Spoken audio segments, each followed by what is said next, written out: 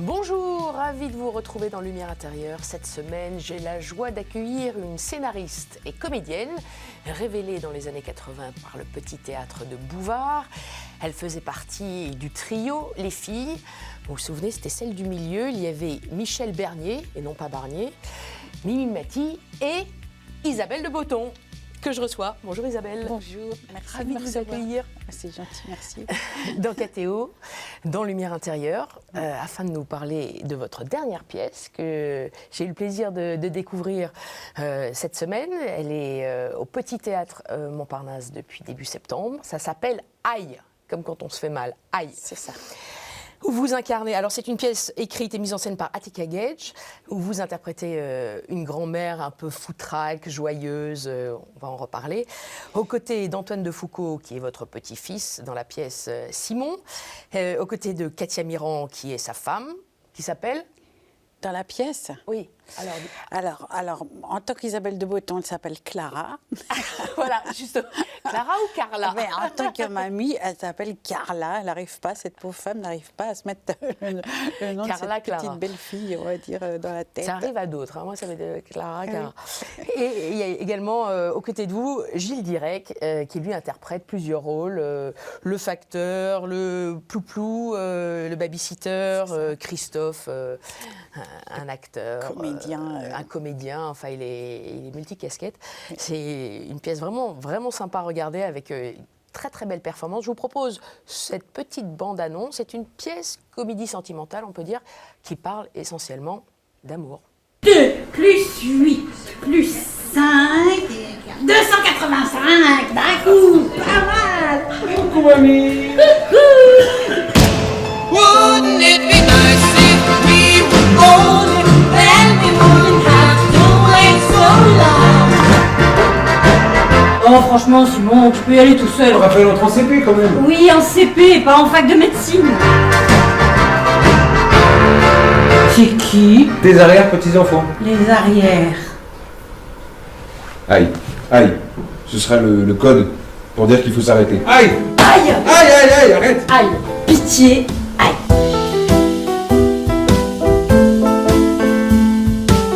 Ça sent bon, Gibou, qu'est-ce que c'est? Ah ça, c'est mes boulettes. Ça donne faim? Oui, c'est ça, merci, au revoir. Nous étions en train de parler de Dieu. Pardon? Dieu, tu sais. Ces derniers temps, je la trouve un peu bizarre. J'ai pas de mari, je suis trop jeune.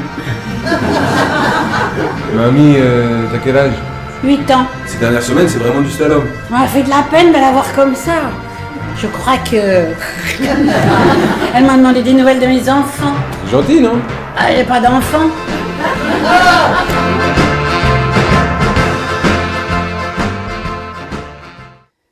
Voilà, on le voit d'ailleurs par l'énergie dégagée par les personnages, c'est vraiment une pièce bienveillante qui parle d'amour, de rapports intergénérationnels amicaux, soutenants. C'est une pièce qui parle de la vie, de la mort, de la naissance, de la vieillesse. Oui. Vous êtes assez d'accord avec tout ça? Ah oui, tout à fait, tout à fait. Ça va dans plein de directions. Et juste pour dire, le plateau est séparé en deux parties. Et il y a une partie chez un couple de jeunes où la femme est une femme qui active. Travaille, très active, qui est voilà, un peu débordée, submergée par son boulot.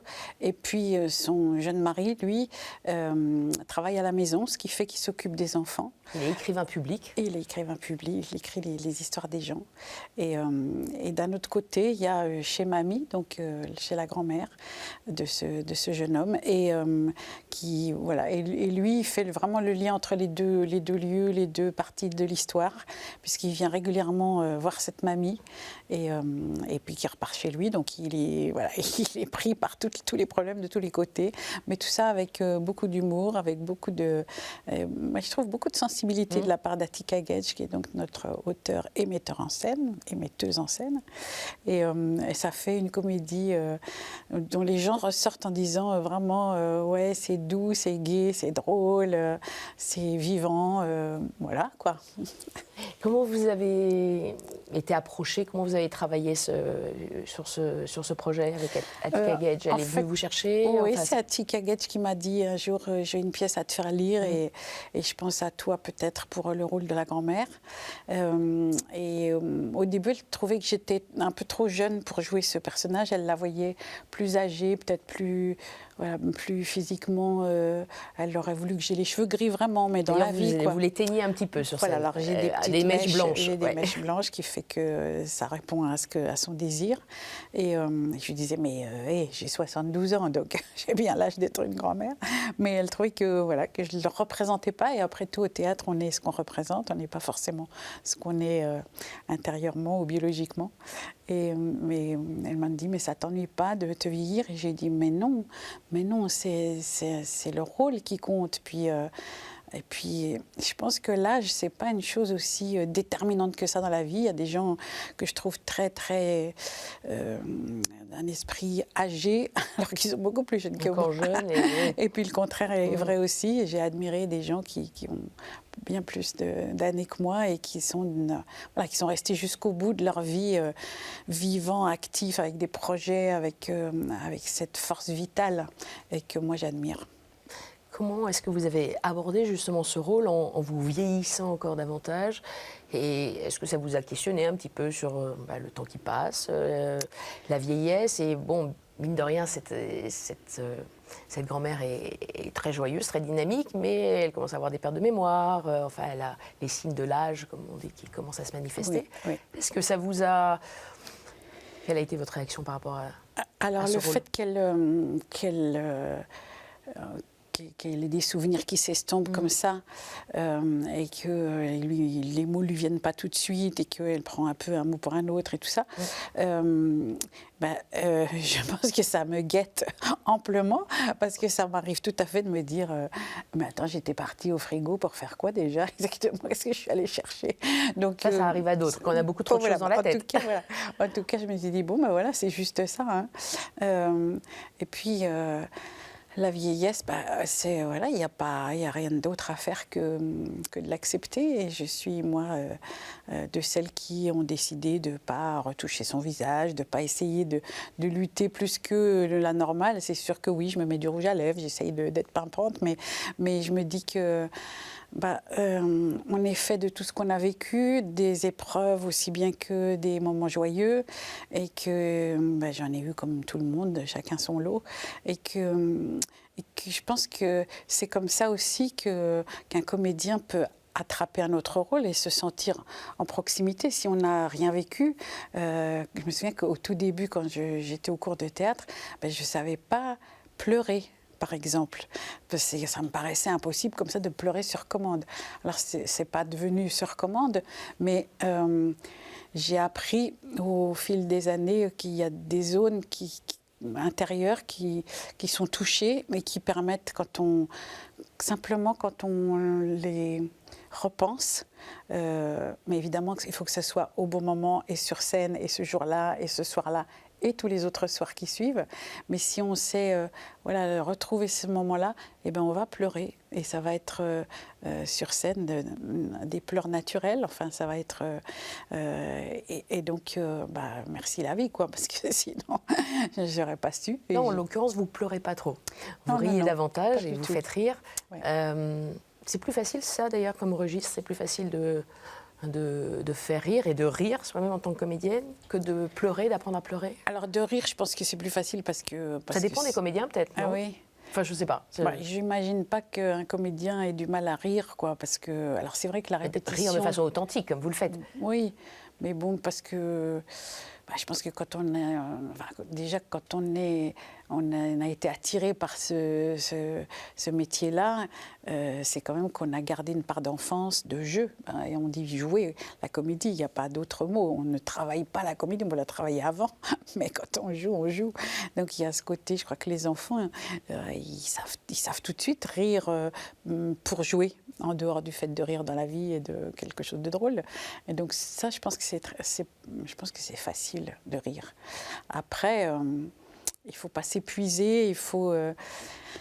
En fait, il faut juste. Ce qui est compliqué, je pense que c'est une question de concentration, mais extrêmement rapide.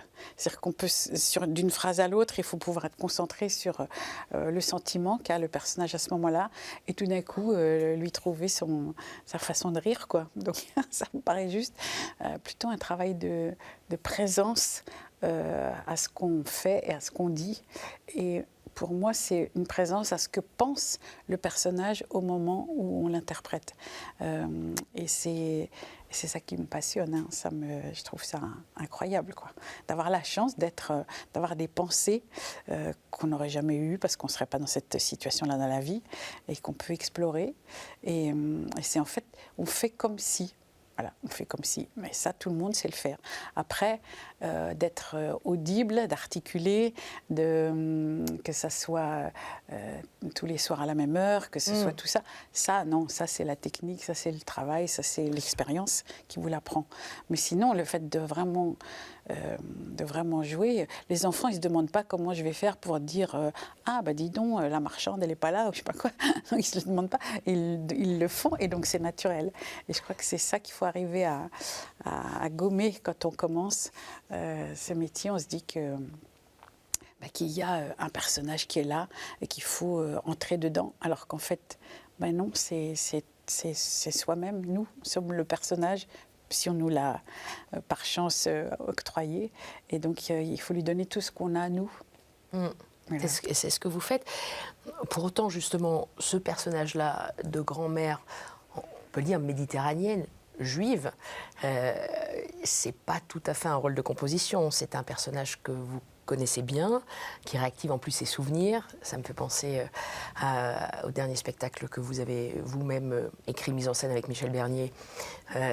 D'abord, ça s'appelait Moïse, Dalida et moi. Oui. Puis vous avez changé le titre, et ça s'appelait La Parisienne d'Alexandrie. C'est ça. Où vous revenez également sur vos souvenirs, sur votre jeunesse, votre enfance. Vous reparlez également du trauma de votre père, qui a été enfermé, emprisonné, embarqué. Interné dans un camp d'internement au Caire au moment de la crise du canal de Suez. En 1956, C'est ça. en raison de sa judéité.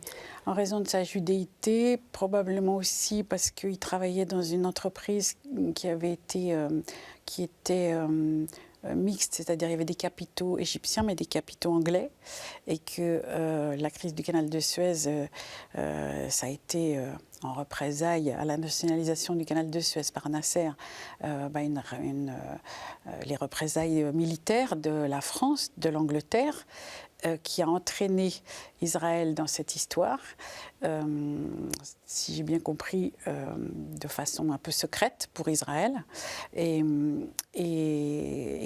moi, je me souviens très bien, puisque c'était donc au mois de novembre 1956, on mettait du papier bleu sur les fenêtres, sur toutes les vitres de la maison, pour que, on nous disait, pour que l'aviation anglaise et française ne repère pas Alexandrie et que ne bombarde pas la ville d'Alexandrie. Donc c'était un épisode de guerre qui n'a peut-être pas duré très longtemps, je ne suis pas assez spécialiste là-dedans pour le dire, mais en tout cas, et donc il y a eu cette attaque de la France, de l'Angleterre et d'Israël suite à la nationalisation du canal de Suez, qui était régie par les Anglais et les Français, avait été construit par les Français avec des capitaux anglais, et il y avait un bail amphithéotique qui durait encore quelques années, une vingtaine d'années à peu près encore, et Nasser qui voulait faire des travaux sur le Nil, construire le barrage, etc., avait demandé des capitaux aux Américains et aux Anglais qui lui ont refusé ces crédits, et du coup il s'est dit je vais prendre l'argent du canal, les bateaux qui passent dans le canal, c'est une richesse, une manne incroyable qui va aux Français et aux Anglais, c'est en Égypte, ça a été aussi construit par les ouvriers égyptiens, pas que, il y a eu beaucoup de monde là, mais évidemment là. Après tout, ça doit nous revenir un jour, ça va revenir tout de suite. Et donc il a un discours qu'il faisait au Caire, il y avait une phrase qui était un message comme ça, qui disait, quand je dirais cette phrase, vous prendrez le canal. Donc les forces militaires égyptiennes ont pris le canal. évidemment, sur le plan du droit international, c'était pas dans les règles, mais bon, voilà. Après ça, du coup, la France et l'Angleterre ont répliqué. Et en représailles à tout ça, Nasser a expulsé les Français, les Anglais et les Juifs qui habitaient en Égypte. Alors les Français, les Anglais, par exemple, moi je me souviens, mes frères étaient au lycée français d'Alexandrie, ils n'avaient plus leur prof du jour au lendemain, hein, les gens étaient renvoyés direct. Les Anglais, voilà, pareil. Et les Juifs, selon leur nationalité, étaient renvoyés. Mais nous étions des Juifs égyptiens.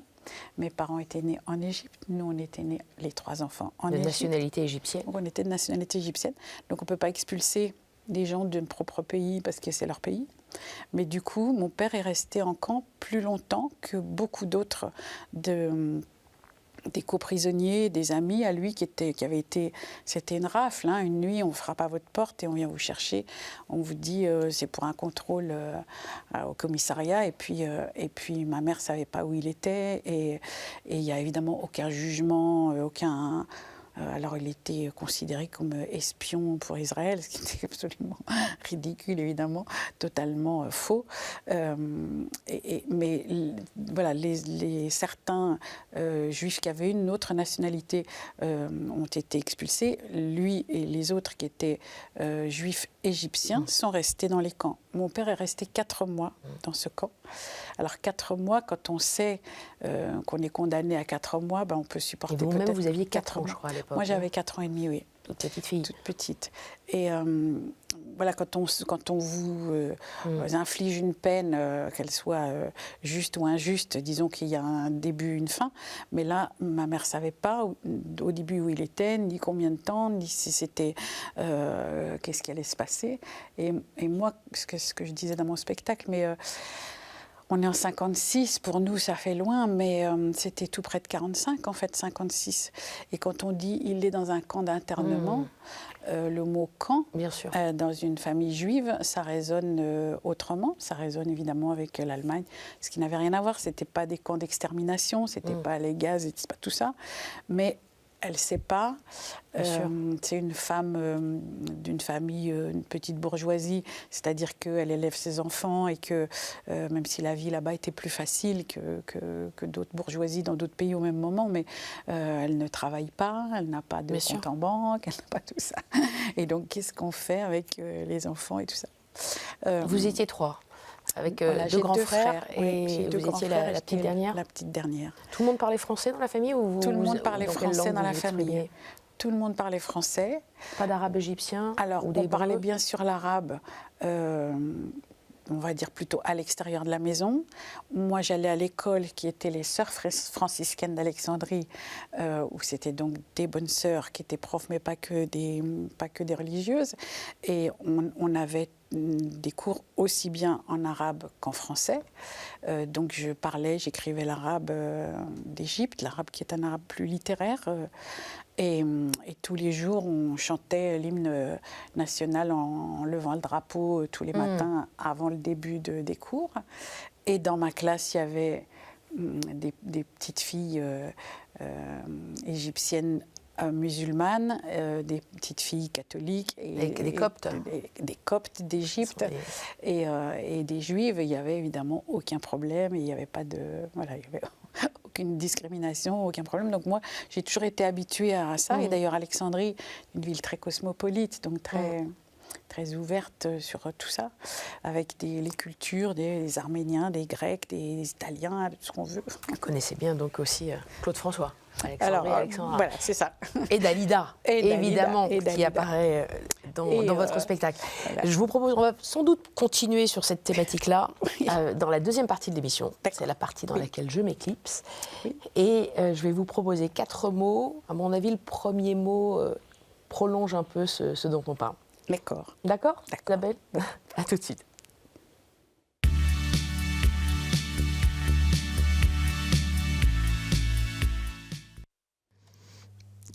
Isabelle, est-ce que vous m'entendez bien? Oui. Très bien. Parfait. Alors, comme je vous le disais, je vous propose 4 mots. Et le premier résonne avec ce que vous venez de dire, puisque c'est le mot séparation. Séparation, c'est vrai qu'on parlait de cette séparation avec votre papa de 4 mois, une séparation qui a conduit aussi par la suite à un exil. Oui. Ben, moi, j'ai eu la chance que cette séparation qui nous a conduits en France, j'ai pu partir avec mes parents. Ce qui n'a pas été le cas, par exemple, de mon frère aîné. Mon père, en sortant de ce camp d'internement, s'est dit « Je ne peux pas rester dans un pays où, brusquement, on frappe à votre porte et on vous met comme ça en prison alors que... alors qu'on est pour ce pays, qu'on trouve que le développement est pour. Il n'était pas politisé du tout, mon père, mais enfin, il estimait que Nasser avait raison de vouloir faire des travaux et tout ça. Donc, il était plutôt d'accord avec la politique. Et tout d'un coup, on l'exile. Et donc, il s'est dit, il faut partir. Pardon, on l'exile, on le met en prison. Et donc, il se dit, il faut partir. Mais...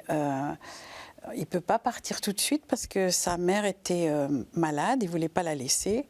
Et donc, il a temporisé un peu, mais il nous a dit je vais envoyer le fils aîné pour être sauvé au cas où. Et ce au cas où, point de suspension, ce cas où qui restait comme ça en l'air. Moi, à 4 ans et demi, je ne savais pas ce que ça voulait dire, mais je sentais bien cette angoisse par rapport à ce qui s'était passé pendant la Seconde Guerre mondiale pour les Juifs, des Juifs de tous les pays, enfin en tout cas d'Europe. Et donc, il l'a envoyé, et pour lui, ça a été, pour mon frère aîné, ça a été une séparation terrifiante, parce qu'il s'est retrouvé en Suisse. Mon frère a 9 ans de plus que moi, donc il avait à peu près 14 ans voilà, quand il a été exfiltré, si je puis dire, d'Égypte, et il s'est retrouvé en Suisse. Il aimait énormément la musique, il aime toujours. Il est arrivé avec ses disques sous le bras et son électrophone, mais la prise n'entrait pas dans la bonne prise parce que c'était pas la même, et ça, c'était une catastrophe.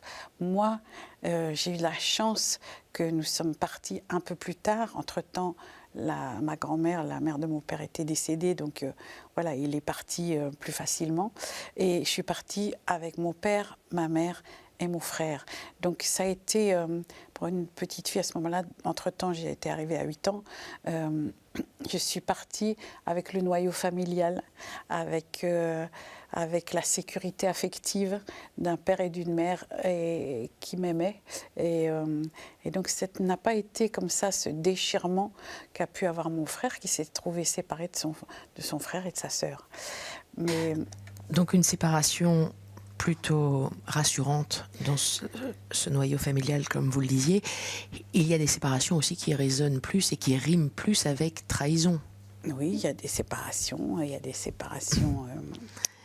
Là, je pense à un autre type de séparation, c'est celle que vous avez vécue lorsque votre trio avec Mimi Mati et Michel Bernier s'est dissous. Oui, ça a été assez violent, mais bon, c'était assez compréhensible aussi. À cette époque-là, avec Michel et Mimi, on avait déjà joué Existant 3 tailles, qui avait été un gros succès. On avait enchaîné avec Le Gros Navion, qui s'était très très bien passé aussi. Mais à ce moment-là, on faisait une émission de radio qui était en public et en direct, du lundi au vendredi, de 17h à 18h. Et c'était une émission qui était faite uniquement je dirais, de notre cervelle, de notre fantaisie ou de notre matière grise, puisqu'on faisait des rubriques. Mimi faisait une rubrique de fausses recettes de cuisine, comment faire de la cervelle de moule en croûte, par exemple, enfin, des choses absolument impossibles. Moi, je faisais un faux courrier du cœur, où à chaque fois, j'exprimais comme une fausse lettre et un problème de couple, et je disais, en fait, je vois pas du tout comment je peux vous aider à la fin, donc ça ne marchait pas non plus.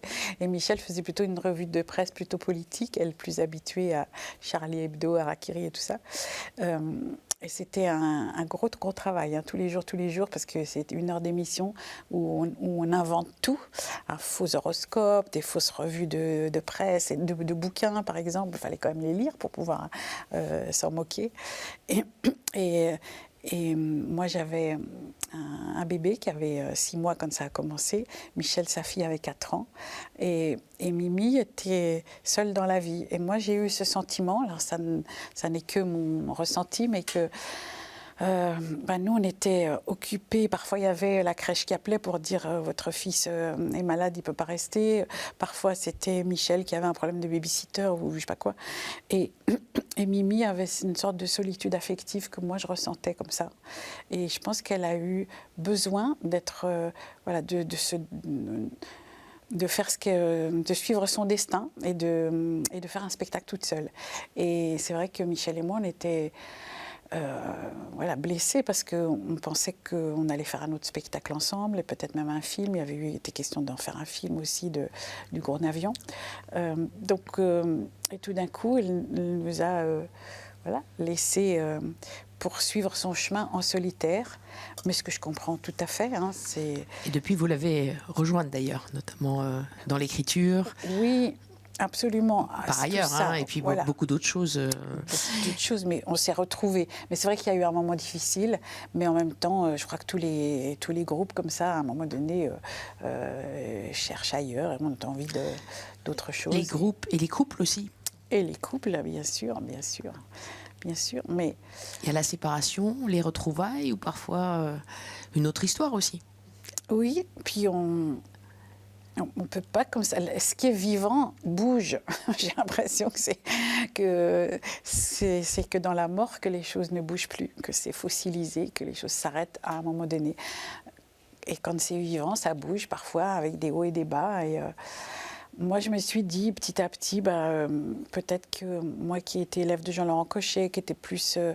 j'ai voulu faire du théâtre pour jouer Molière, Racine, Corneille, pour jouer Beaumarchais, pour jouer Marivaux, pour jouer évidemment les modernes aussi, mais il y avait ce goût de cette culture comme ça très très classique. Je me suis dit que peut-être je pourrais revenir à des choses comme ça, et j'ai eu cette chance. Ça me permet... vous me permettez de faire les transitions, Isabelle? Cool. Regardez ce deuxième mot, il Oui. est pour vous. C'est le mot scène. Ah oui, la scène... Ça, c'est un mot qui vous parle, vous en parlez déjà. Ah oui, c'est un mot que j'adore, c'est un mot incroyable. La scène, c'est mon endroit de liberté. Mon endroit de liberté, mon endroit de bonheur, mon endroit de joie.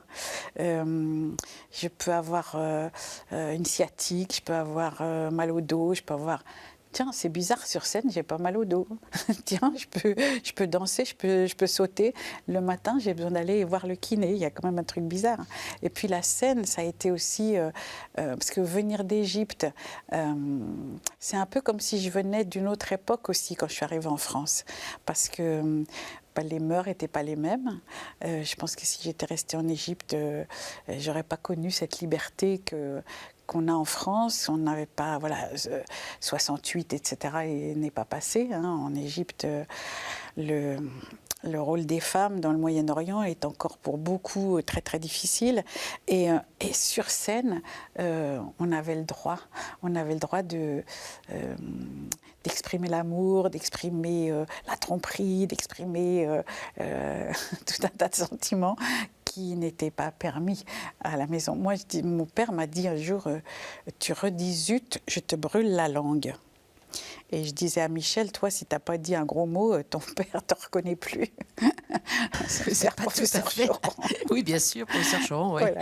Et c'est vrai que la scène, c'est aussi que mes parents en Égypte avaient une vie où Alexandrie était vraiment un carrefour où toutes les tournées Barret, les tournées de la Comédie Française passaient.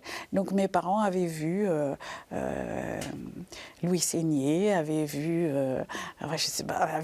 toutes les vedettes de la Comédie Française qui étaient passées à Alexandrie au théâtre, et ma mère avait adoré ça et elle aimait, elle m'en avait parlé. Et donc petite, à Paris, quand on est arrivé, mes parents ont gardé un seul des plaisirs qu'ils avaient en Égypte, qui était le théâtre. Alors, ils y allaient moins, etc., mais ils y allaient et ils m'y ont emmené. Et moi, j'ai ri à Molière. La première pièce que j'ai vue, c'était le Cid, à la Comédie Française. J'avais 12 ans et j'ai pleuré tout ce que je savais pour cette pauvre Chimène. Et l'autre imbécile de fiancé lui tue son père. Moi, c'était pas possible, quoi. Et j'ai adoré ça et je suis rentrée complètement dans le... Voilà, en tant que spectatrice d'abord, j'ai aimé le théâtre, j'ai aimé... Et ces filles étaient belles, alors elles étaient toutes blondes, avec des grands yeux bleus, des petites poitrines, c'était pas la mode, hein. Et moi, j'étais brune, avec les cheveux frisés et rondouillette un peu. Et je me disais, voilà, la scène, voilà, il y a des beautés, ça me faisait rêver. La scène, mais plutôt la comédie, in fine, plutôt que la tragédie. La comédie, parce qu'on me trouvait drôle, mais moi je ne savais pas que j'étais drôle et je ne pensais pas être drôle. Et moi j'avais envie de jouer Roxane, Agnès, les grandes tragédiennes, Andromaque. J'avais envie. Et quand je suis allée au cours, on a bien voulu que je joue éventuellement les soubrettes.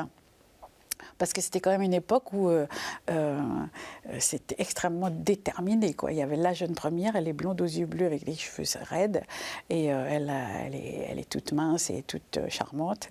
Et puis la brunette, un peu comme ça, orientale, là, bon, allez, éventuellement dans les petites soubrettes, mais plutôt dans les duègnes. Et donc j'en pleurais, puisqu'on me faisait jouer des rôles de femmes âgées, alors que j'avais 18 ans, 19 ans, c'est pas ça que je voulais jouer.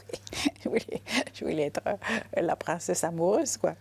Mais du coup, j'ai appris qu'on m'aimait bien quand je faisais rire, donc dans la soubrette, et que finalement c'était extrêmement jouissif d'être celle qui déclenche comme ça une vague qui vous arrive quand on est sur scène et que une réplique fait rire. On a l'impression comme ça d'un tsunami qui vous arrive de chaleur, ce rire des gens comme ça d'une salle entière. Ça me donnait les frissons. C'était sensuel, c'était jouissif, et là, waouh, j'ai appris que c'est pas grave, laisse les jeunes premières de côté et vas-y à fond puisqu'on t'aime là-dedans et que tu en as du plaisir. C'est joliment dit. C'est effectivement peut-être plus jouissif, comme vous le dites, de faire partager le rire, le sourire et d'engager toute une salle comme ça derrière vous avec de l'humour et le rire. C'est une force incroyable. Et les gens dans la rue qui vous remercient, vous m'avez fait rire hier, c'était tellement bien, c'était tellement bien. Et comme disait Beaumarchais, d'ailleurs, je me presse de rire de tout, de peur d'être obligée d'en pleurer. Exactement. Il faut mieux rire de tout, vite. Allez, troisième mot, Isabelle. Le mot vérité. La vérité. Le mot vérité. C'est très intéressant pour un comédien, je pense, de se poser la question de la vérité.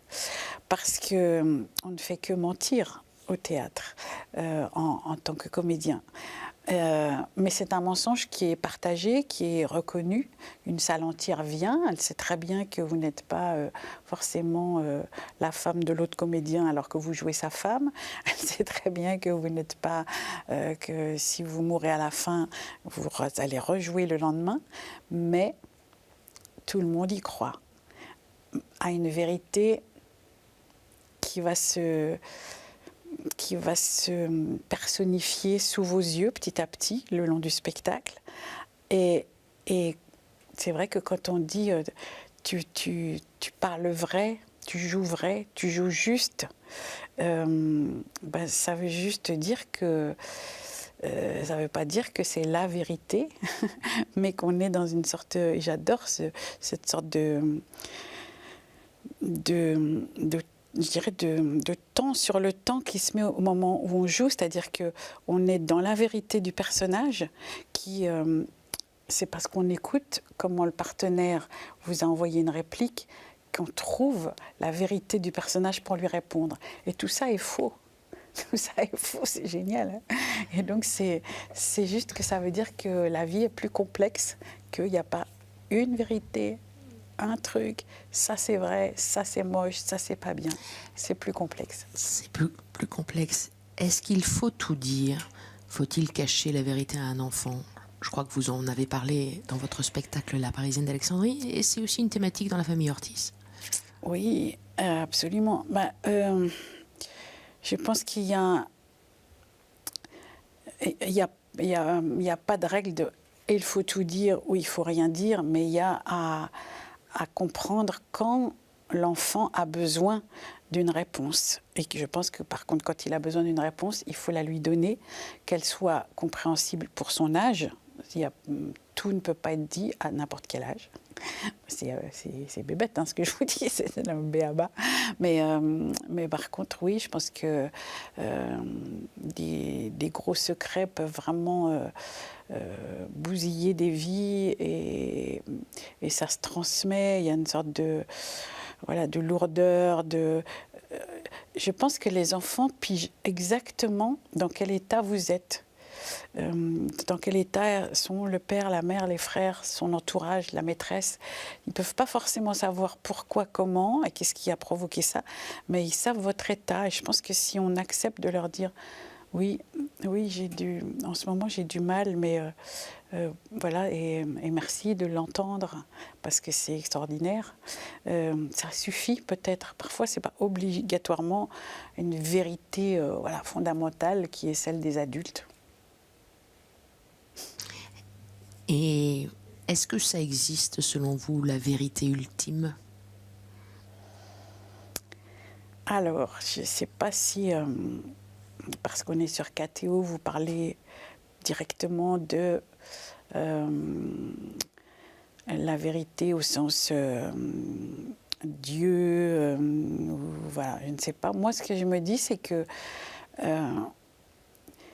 si j'étais née en Chine ou en Asie ou je ne sais pas où, je ne serais pas juive, j'aurais une autre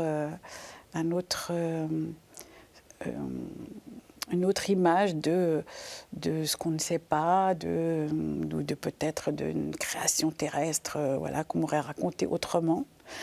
Et que pour moi, donc, c'est vraiment culturel, la vérité ou la religion, c'est extrêmement culturel. Donc, ce qui est bien, c'est qu'il y en ait plusieurs. Visiblement, il y a des points de convergence. Par exemple, sur les lieux, comment se fait-il qu'à Jérusalem, il y ait aussi bien une mosquée, aussi bien le rocher du sacrifice d'Abraham, aussi bien le Christ qui soit passé là. Qu'est-ce qui fait qu'il y a tout d'un coup des convergences d'endroits où des aspirations religieuses se sont rencontrées? Donc il y a peut-être en effet des sortes de, je ne sais pas,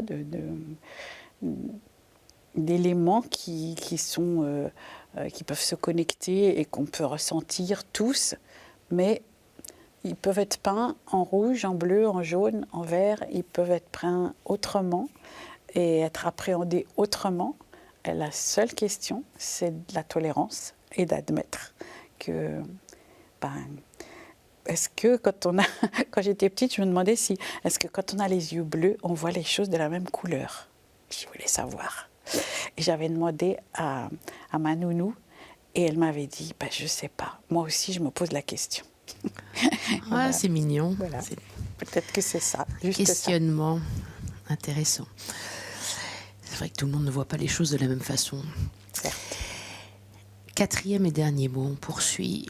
Après la vérité, oui. L'éternel, éternel, le mot éternel. J'ai pensé à ce mot aussi en regardant sur votre blog, puisqu'on tombe tout de suite sur une phrase en grand. La vie est une éternelle surprise. Ah oui. Une phrase que vous aimez bien, qui est issue de la violence des potiches. Ça m'a interrogée parce que la vie n'est pas éternelle. Non, loin de là. Mais la vie éternelle, c'est après la mort. Ou pas. Enfin, est-ce que c'est la Quelles vie sont vos... Est-ce que c'est la vie après la mort? Je ne sais pas. En tout cas, ce qui me paraît éternel, c'est que tant que les gens sont dans ma tête, ils sont vivants d'une certaine façon. Évidemment, pas de la façon la plus réaliste, mais je me suis surprise à penser quand quelqu'un allait mourir, j'avais envie de lui dire « Si tu vois ma maman, dis-lui que je vais bien ». C'est complètement fou parce que je pense que quand on a fini sa vie, elle a été transmise par les enfants. Elle va se continuer, voilà, comme dans un fleuve. Je suis qu'une petite gouttelette d'eau dedans, mais le fleuve, il va continuer, il va y en avoir d'autres. Et ce que j'aurais transmis, j'ai la chance d'avoir 2 enfants. Et je pense qu'il y a des choses qui vont se transmettre. Mais même sans enfants, je pense que voilà, les auteurs nous ont donné des textes, mais tellement extraordinaires, tellement magnifiques que voilà, Shakespeare, on le réécoute, on le redit, on le rejoue, on le relit. Ce qu'il a pensé il y a en 1600, je ne sais pas combien, 1500 quelque chose, ça continue. Donc je pense que c'est cette sorte-là d'éternité. Après, non, quand je vais mourir, je ne serai plus là, ça c'est pour moi clair. Mais on n'est pas obligé de vouloir absolument être là par, je ne sais pas par quoi. Enfin, je pense qu'on peut lâcher et donner à l'autre. Oui, l'Éternel, votre Dieu, moi je sais pas ce que c'est, je sais pas. Il y a trop de malheur partout pour penser qu'il y ait un personnage qui pourrait tout, voilà, résoudre ou pas. Une espérance? L'espérance,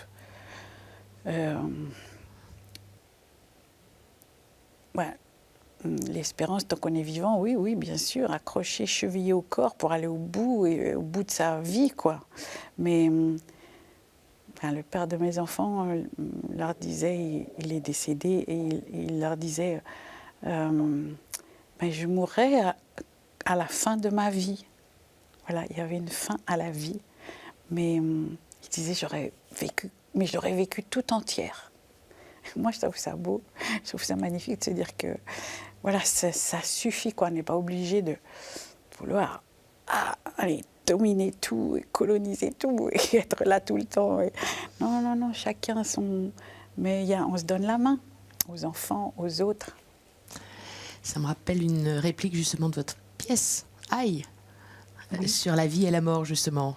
Qu'à la fin de la vie, il y a la mort. Enfin, la grand-mère que vous incarnez a une réflexion autour de ça à un moment donné. Oui. Assez simple, assez juste, comme vous le dites. Mais vous-même, par rapport quand même à votre culture, à votre judéité, est-ce qu'il y a quand même des rituels, des croyances, des rites qui persistent, des espérances aussi, moyennement? J'ai regretté qu'après la mort de mes parents, il n'y avait plus personne pour faire les fêtes. J'aurais voulu que mes enfants voient comment c'était ces fêtes, d'autant que nous, on a quitté l'Égypte, c'était le 28 avril 1960, et c'était en pleine Pâques juive. Et Pâques, ça raconte la fuite de l'Égypte, la mer Rouge qui s'ouvre. Et je me souviens, mon père a dit sur le bateau en partant, c'est la main de Dieu qui nous entraîne. Parce qu'au moment où on est monté sur le bateau pour quitter l'Égypte, mon père a appris que la société pour laquelle il travaillait avait été mise sous séquestre par Nasser. Et normalement, en quittant l'Égypte, il avait une possibilité peut-être de travailler toujours pour cette société en étant en France. Et en fait, ça voulait dire que ça, c'était fini. Donc on partait et que tout ça, on oubliait, c'était terminé. Et il a eu l'impression que, voilà, on nous emmenait avant que ça devienne encore pire en Égypte. Donc je me souviens très bien de cette phrase et même de son geste. Force du symbole, oui. Voilà, de ce geste comme ça. Et puis quand on est arrivé en France, on a les années d'après, en tout cas, on a fêté Pâques. Mes parents étaient croyants et observants. Je disais que c'était des juifs light parce qu'il n'y avait pas tous les côtés, on ne mange pas de jambon et tout ça, ça n'existait pas chez nous. C'était, on est juifs, on est de culture juive, mais on n'est pas, voilà, on n'est pas, comment dire, dans la rigueur et dans le dogme et tout ça.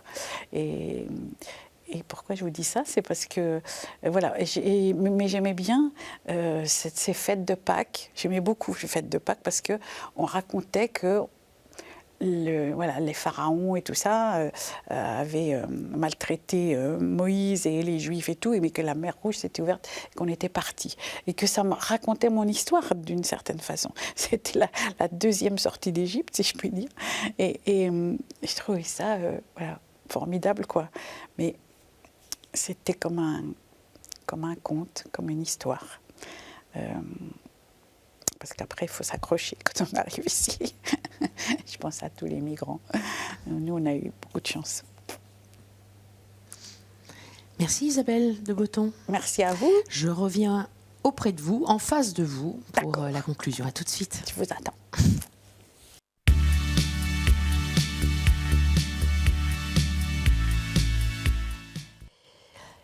Je suis de nouveau en face de vous, Isabelle de Botton. Oui.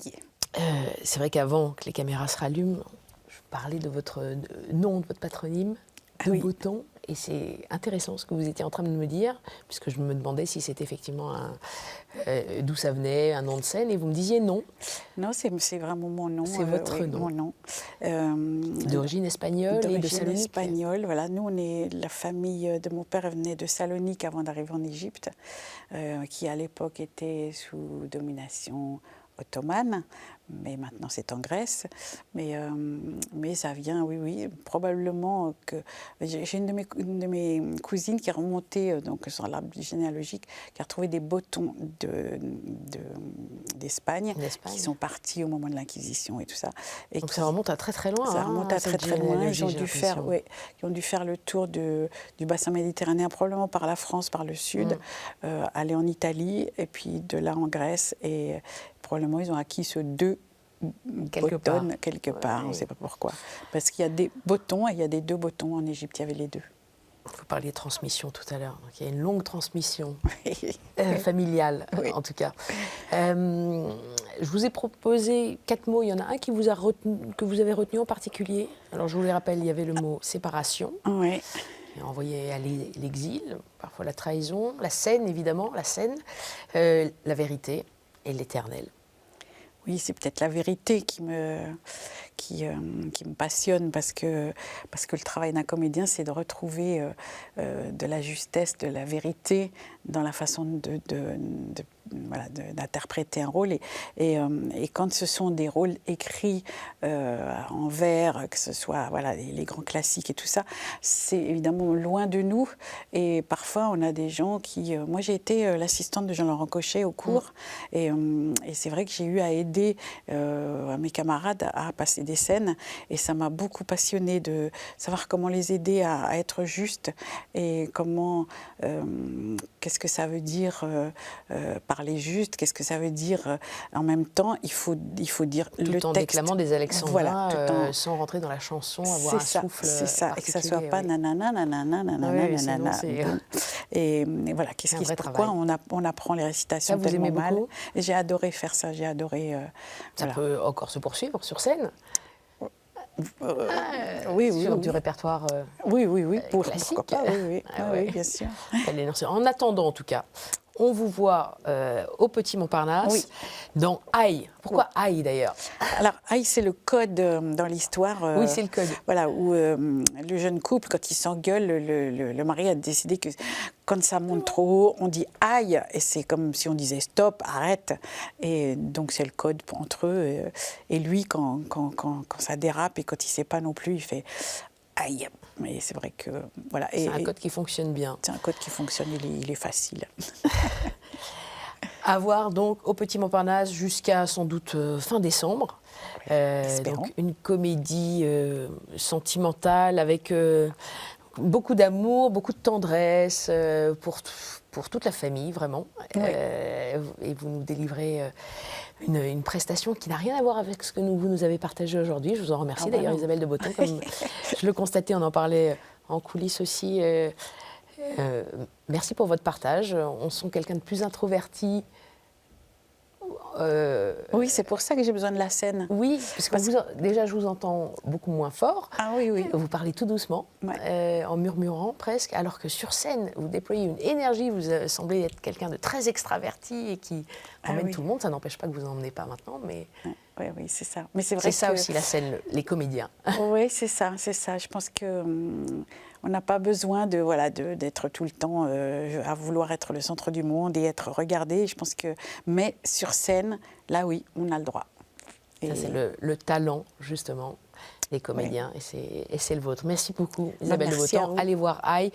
Et si vous voulez revoir l'émission, vous connaissez l'adresse www.keteo.tv.com. À la semaine prochaine. Merci. Merci. Merci, Isabelle. Merci.